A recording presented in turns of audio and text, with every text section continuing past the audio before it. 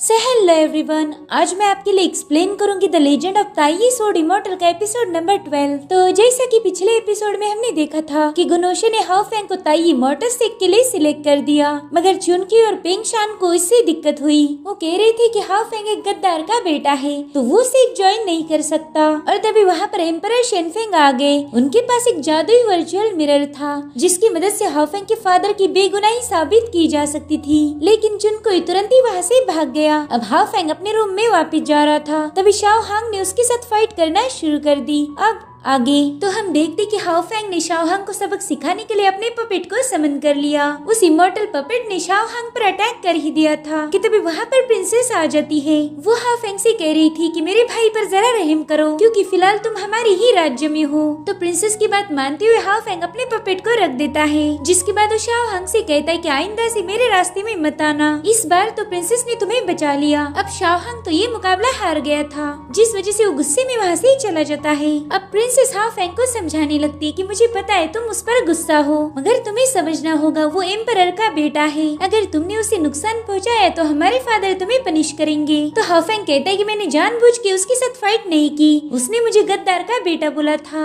मेरे फादर कोई गद्दार नहीं। तो प्रिंसेस कहती हाँ मुझे तुम पर यकीन है और मैं मेरे फादर से शाओ हांग के बारे में बात करूंगी, आइंदा से वो तुम्हें कभी ऐसे लफ्ज नहीं बोलेगा। अब हाउ फेंग उससे कहता है कि प्रिंसेस मुझे माफ कर दो, मैंने आपसे मेरा पास छुपा कर रखा। जिस पर प्रिंसेस कहती जरूर तुम मजबूर होंगे। खैर वो सारी बातें छोड़ दो, कुछ ही दिनों में फॉरबिडन एरिया ओपन होने वाला है। मैं उम्मीद करती हूँ कि तुम वहाँ से कुछ न कुछ हासिल जरूर करोगे। तो हाउ फेंग उससे पूछ रहा था कि क्या तुम फॉरबिडन एरिया में नहीं चलोगी, जिस पर वो कहती नहीं मुझे मेरी माँ के पास रुकना होगा। हाँ लेकिन मेरा भाई जी वुशंग तुम्हारे साथ आएगा। अब कुछ दिनों के बाद एम्परर शेनफेंग इन्हें लेकर फॉरबिडन एरिया की तरफ निकल पड़ते हैं। हाउ फेंग अपने आइज ऑफ क्रिएशन से फॉरबिडन एरिया को देख रहा था। उस पर एक बहुत ही स्ट्रॉन्ग फॉर्मेशन सेटअप किया था ताकि कोई फॉरबिडन एरिया में दाखिल न हो पाए। और तभी एम्परर शेनफेंग अपनी पावर से उस फॉर्मेशन को ब्रेक कर देते हैं। अब वहाँ पहुँचने के बाद जी वुशंग हाउ फेंग को बताता है कि ये हमारे एंशिएंट एम्परर शुआनयान का स्टेचू है। उस जमाने के महान वॉरियर थे।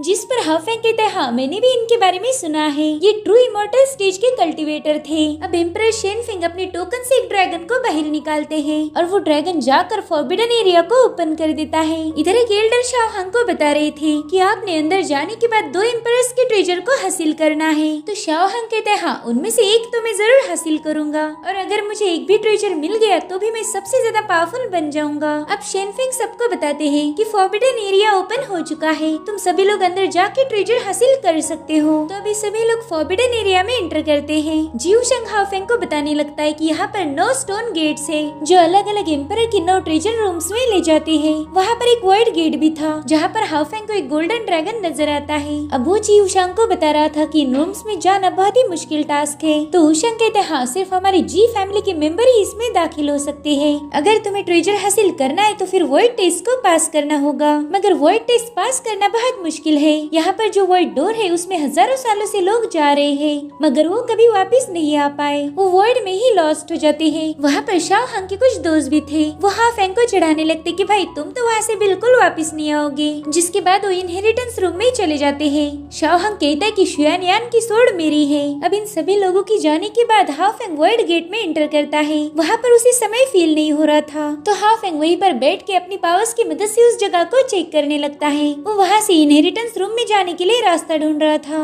इधर एम्परर शुआनयान की चेम्बर में सभी लोग कल्टिवेशन करने बैठे हुए थे और तभी जी वुशंग एक अल्टर स्पेस में पहुँच जाता है। वो जगह काफी अजीब थी। वहाँ पर जी वुशंग को डीमन रेस दिखाई देती है जो अपने इवल पावर से कई लोगों को मार रही थी। जी वुशंग को कुछ भी समझ नहीं आ रहा था कि यहाँ पर चल क्या रहा है। और अब हमें एम्परर शुआनयान दिखाई जाते हैं। उन्होंने अपने ड्रैगन की मदद से डीमन रेस को मारना शुरू कर दिया था। इन लोगों की जंग देखकर जी वुशंग समझ जाता है कि ये सब एंशिएंट टाइम्स में हुआ था। और तभी उसके पास एंशिएंट एम्परर शुआनयान पहुँच जाते हैं। तो जी वुशंग उन्हें तुरंत ही ग्रीट करके अपना नाम बताता है। तो एम्परर शुआनयान उससे पूछ रहे थे कि बताओ इस प्राचीन बैटल को देखकर तुम्हें क्या लग रहा है। जिस पर वुशंग कहता कहता कि डीमन रेस वालों ने कई सारे ह्यूमंस को मार दिया, अगर मैं समय में पीछे जा पाता तो उनसे फाइट करता। तभी शुयानियन उससे पूछते क्या तुम उनसे फाइट करते वक्त मरने के लिए तैयार हो? जिस पर वूशंग कहता है हाँ, मैं हर एक चीज के लिए तैयार हूँ। तो एम्परर कहते कि डीमन रेस बहुत पावरफुल है, उनसे डील करना इतना आसान नहीं है। तो वूशंग कहता है मैं अपनी जान की बाजी लगाकर भी उनके साथ फाइट करूंगा। तो एम्परर कहते बच्चे तुम बहुत बहादुर हो, लेकिन फिर भी मैं तुम्हारा इम्तिहान लेना चाहता हूँ। जिसके बाद वूशंग को अपनी स्वॉर्ड दिखाकर कहते कि ये मेरी स्वॉर्ड है और तुम मेरे वंशज हो, तो इस पर तुम्हारा हक है, लेकिन तुम्हें खुद को साबित करना होगा। तो वूशंग तुरंत ही स्वॉर्ड निकालकर डीमन रेस के साथ फाइट करने पहुंच जाता है। उसने बड़ी बहादुरी से उनका सामना किया था। जिसके बाद वो शुयानियन के बनाए हुए ड्रीम लैंड में पहुंच जाता है। शुयानियन उसे बता रही थी कि यहाँ पर बस वही आ सकता है जिसे मैंने चूज किया हो। अब वूशंग समझ गया था कि उसे शुयानियन ने चुन लिया है। अब वो कहते हैं कि जिसके अंदर एंशिएंट ब्लड है वही स्वॉर्ड पर लगे सील को हटा सकता है। जिसके बाद वो जी वूशंग से एक सवाल पूछते हैं। वो कहते अगर तुम्हें स्वॉर्ड मिली तो तुम क्या करोगे? जिस पर जी वूशंग कहता है कि मैं ह्यूमंस को बचाने के लिए अपनी जान भी दांव पर लगा दूंगा। तो शुयानियन उसे तुरंत एक ड्रैगन स्पेल दे देते हैं, जिसकी मदद से वो स्वॉर्ड को बाहर पुल कर सकता था। लेकिन उन्होंने बताया था कि जहाँ पर वो स्वॉर्ड है उसके नीचे डीमन ड्रैगन कैद है, अगर स्वॉर्ड निकाल दी तो वो भी आजाद हो जाएगा। लेकिन तुम्हें घबराने की जरूरत नहीं, क्योंकि वो डीमन ड्रैगन पहले जितना पावरफुल नहीं रहा, इसलिए तुम उसे कंट्रोल कर पाओगे। अगर डीमन रेस की आर्मी यहाँ आई तो तुम्हें दुनिया को बचाने के लिए उस स्वॉर्ड को हासिल करना ही होगा। वैसे भी डीमन रेस हमारे एम्पायर में घुसपैठ करने की बहुत कोशिश कर रही है, तो हमें किसी भी कीमत पर उन्हें रोकना ही होगा, नहीं तो सब कुछ तबाह हो जाएगा। तो जी वूशंग कहता है कि मैं अपनी तरफ से पूरी कोशिश करूंगा। वही दूसरी तरफ हम यू यांगजी और मूशान को देखते हैं। वो दोनों भी बड़े ही गौर से जी वूशंग का परफॉर्मेंस देख रहे थे। यू यांगजी कहते हैं कि स्वॉर्ड ने वूशंग को रिकॉग्नाइज कर दिया है, अब पता नहीं हमारे हाउ फेंग का क्या होगा। तो मूशान कहते मुझे यकीन है कि हाउ फेंग कोई न कोई ट्रेजर जरूर हासिल करेगा। इधर हाउ फेंग वॉइड एरिया में पहुंच गया था। वहाँ पर वॉइड के एम्परर थे। वो कहते हजारों सालों बाद तुम यहाँ पर आए हो, तुम चुने हुए हो। तो हाउ फेंग तुरंत ही उन्हें ग्रीट करता है। जिसके बाद वो हाउ फेंग को लेकर वॉइड के एक और फॉरबिडन एरिया में चले जाते हैं। वो कहते कि यहाँ पर केओटिक सी ऑफ थंडर का ट्रेजर है और उसे केओस टावर कहा जाता है। मैं जब यहाँ आया तब मैंने इसे कंट्रोल करने की कोशिश की, लेकिन मैं भी इसे काबू नहीं कर पाया। हाउ फेंग कहता है आखिर ये ट्रेजर कौन सा है? जिस पर वो बताते हैं कि ये ट्रू इमॉर्टल स्टेज का ट्रेजर है, जिनके पास केओस की पावर से सिर्फ वही इस केओटिक सी में जाकर इसे हासिल कर सकते हैं। जिसके बाद वो हाउ फेंग को उस टावर की तरफ भेज देते हैं। उस सी में जाते ही हाउ फेंग अपने केओस लोटस को बाहर निकाल लेता है। वो अब उसी लोटस पर सवार होकर सी में दाखिल हो जाता है और तभी डिवाइन आइज ऑफ क्रिएशन की फेरी भी बाहर आ जाती है। वो कह रही थी कि जितना मुझसे पॉसिबल होगा मैं उतनी तुम्हारी मदद करूंगी। अब ये लोग आगे जा ही रहे थे कि तभी उन्हें कुछ शैडोज घेर लेती है। उन केओटिक शैडोज की वजह से हाउ फेंग को काफी तकलीफ होने लगती है। तो आइज ऑफ क्रिएशन की फेरी तुरंत ही हाउ फेंग की हेल्प करती है। जिसके बाद हाउ फेंग अपने आइज ऑफ क्रिएशन को एक्टिवेट कर देता है। वो सीधा समंदर से ऊपर फ्लोट कर रहा था, तो शैडोज भी उसकी तरफ जाने लगती है। तो हाउ फेंग तुरंत ही उन पर एक पावरफुल अटैक करके उन्हें डिस्ट्रॉय कर देता है। जिसके बाद वो टावर के पास वापस आकर वहाँ मौजूद शैडोज को भी खत्म कर देता है। फेरी उसे बताने लगती है कि अब तो हम पर पहला अटैक हो चुका है, लेकिन आगे चल के और भी अटैक हो सकते हैं, तो तुम्हें थोड़ा संभाल कर रहना होगा। और तभी वो देखती कि उनकी तरफ ढेर सारे परिंदे अटैक करने आ रहे हैं। तो हाउ फेंग जल्दी से अपनी थंडर की पावर्स को एक्टिवेट करके उन पर अटैक कर देता है। उस अटैक में आधे परिंदे तो मर चुके थे, तो बाकी बचे परिंदों को मारने के लिए फेरी अपनी स्वॉर्ड को समन कर लेती है। वो जल्दी से जाकर उसमें से एक परिंदे को स्लैश अटैक से खत्म कर देती है और फिर उसने 1000 स्वॉर्ड फॉर्मेशन बना लिया था। अब उस फॉर्मेशन से ढेर सारी स्वॉर्ड्स बाहर निकलकर उन परिंदों पर हमला कर देती है। और ये सब देख के वहाँ वो जो ड्रैगन जाग जाता है। हाउ फेंग और फेरी ने भी उस ड्रैगन को देख लिया था।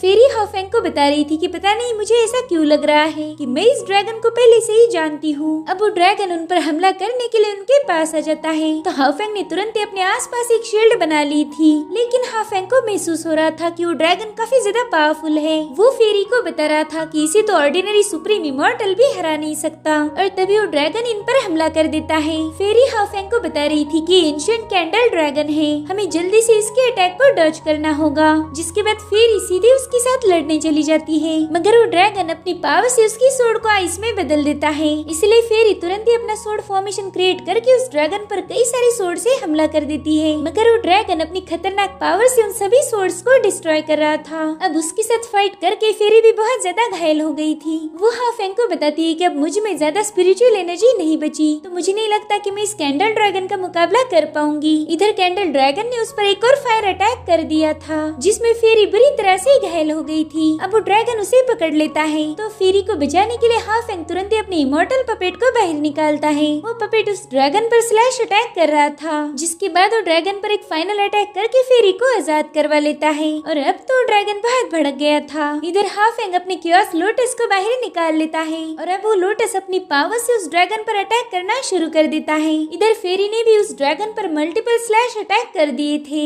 जिससे उस ड्रैगन की बॉडी पर कट्स लग जाते हैं। लेकिन वो ड्रैगन चाहकर भी अब इन पर अटैक नहीं कर सकता था, क्योंकि वो एक चेन से जकड़ गया था। और तभी हाफेंग फेरी को बताता है कि शायद एक कैंडल ड्रैगन ही क्योटिक टावर की चाबी है। इधर हम जी उशांग को देखते हैं, जो एंशिएंट एम्परर शुआनयान की सोड के पास था। उस सोड में से बहुत ही पावरफुल एनर्जी रिलीज हो रही थी, जिससे जी उशांग को काफी तकलीफ होने लगती है, मगर उस सारे पावर को एब्सॉर्ब कर रहा था। उस सोड से निकलने वाली एनर्जी स्टोन गेट के बाहर भी रिलीज हो रही थी। और तभी वहाँ मौजूद एल्डर शेनफिंग से कहते कि मुझे तो यकीन नहीं हो रहा कि जी उशांग ने कल्टीवेशन की जिपू स्टेज को हासिल कर लिया है। जिस पर शेनफिंग कहते कि मुझे पहले से ही पता है कि जी उशांग बहुत टैलेंटेड है, वो हमारी फैमिली की शान है। इधर जी उशांग ने अपना स्पिरिट फॉर्म भी बना लिया था और अब जी उशांग अपनी पूरी ताकत लगाकर उस सोड को बाहर निकालने की कोशिश करता है और फाइनली वो सोड बाहर निकल ही जाती है, जिससे वहाँ पर तेज रोशनी फ्लो हो रही थी। इधर यू यांगजी और मूशान ने ये सब देख लिया था और तभी वहाँ पर सली नाम की लड़की आ जाती है।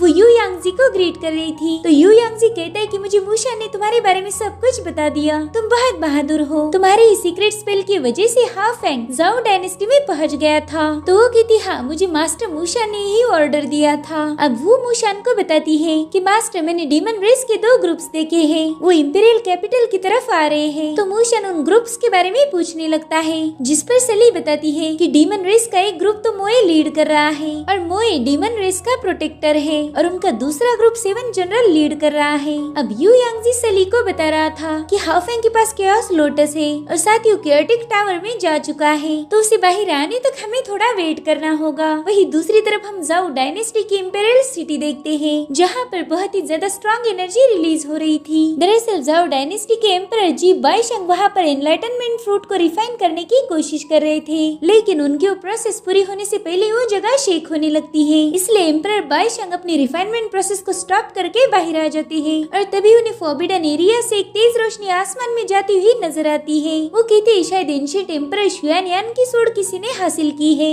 लेकिन वो कौन है, शाओहांग या फिर जी उशांग। और तभी वहाँ पर उनकी माँ शुका यानी यूडी पहुँच जाती है। उसे लग रहा था कि शायद एम्परर शुआनयान की सोड उसके बेटे शाओहांग को ही मिली होगी। तो एम्परर बाइशंग उसे बताता है कि मुझे इस बारे में कुछ भी नहीं पता, हमें वहाँ जाकर चेक करना पड़ेगा। जिसके बाद वो दोनों भी फॉरबिडन एरिया की तरफ निकल पड़ते हैं। इधर अल्टर स्पेस में जी उशांग ने उस सोड को हासिल कर लिया था। उसके साथ ही देखते कि वो सोड अपने आप जी उशांग के पास आ पहुंची है। शाओहांग को तो जी उशांग की कामयाबी पर यकीन नहीं हो रहा था कि उसने एम्परर की सोड बाहर निकाल ली और तभी वो जगह पूरी तरह से शेक होने लगती है। और ये देखकर शेनफिंग समझ जाते हैं कि उस अल्टर के नीचे जो डीमन ड्रैगन था वो सोड के बाहर निकलने की वजह से आजाद हो चुका है। और तभी उसके साथ आए एल्डर उस पर अचानक से हमला कर देते हैं। उसने ब्लेड ऑफ द साइक्लोन से शेनफिंग पर अटैक कर दिया था। दरअसल ये बंदा डीमन रेस के साथ मिला हुआ था और उतने में ही वहाँ पर एम्परर बाइशंग भी पहुँच चुके थे। वो देखते कि उनके भाई को एक साइक्लोन में ट्रैप कर दिया गया है, तो वो अपने भाई को आजाद करने के लिए अपनी ब्लेड को समन करते हैं। उन्होंने सीधे उस एल्डर पर हमला कर दिया था, लेकिन वो समय रहते अपने आसपास एक शील्ड बना देता है और यहाँ पर हमें यूडी की असलियत पता चलती है। वो भी डीमन रेस की चमची थी। एम्परर को पता था कि वो उस पर अटैक जरूर करेगी, इसलिए वो जल्दी से अपने आसपास ड्रैगन शील्ड बना लेता है। वो यूडी को बोल रहे थे कि तुमने मुझे धोखा दिया है, तुम भी डीमन रेस की स्पाई निकली। और तभी यूडी उससे कहती कि जल्दी से सरेंडर कर दो, क्योंकि डीमन रेस के खिलाफ तुम कभी जीत नहीं सकते। जिस पर एम्परर जी बाइशंग कहते कि मैं जाओ डायनेस्टी का एम्परर हूँ और चाहे मुझे मौत ही क्यों ना आए, मैं डीमन रेस के सामने घुटने नहीं टेकूंगा। तो यूडी कहती ठीक है, फिर मरने के लिए तैयार हो जाओ। जिसके बाद वो अपने असली फॉक्स रूप में आ जाती है और तभी वहाँ पर जी उशांग और शाओहांग भी पहुँच जाते हैं। यूडी ने उन दोनों पर भी हमला कर दिया था, तो जी उशांग अपनी सोड को समन कर लेता है, लेकिन इससे पहले कि वो कुछ कर पाए शेनफिंग वहाँ आकर यूडी के अटैक को डिस्ट्रॉय कर देते हैं। और इसी के साथ ये एपिसोड यहीं पर एंड हो जाता है। Thank you for watching, bye bye, take care.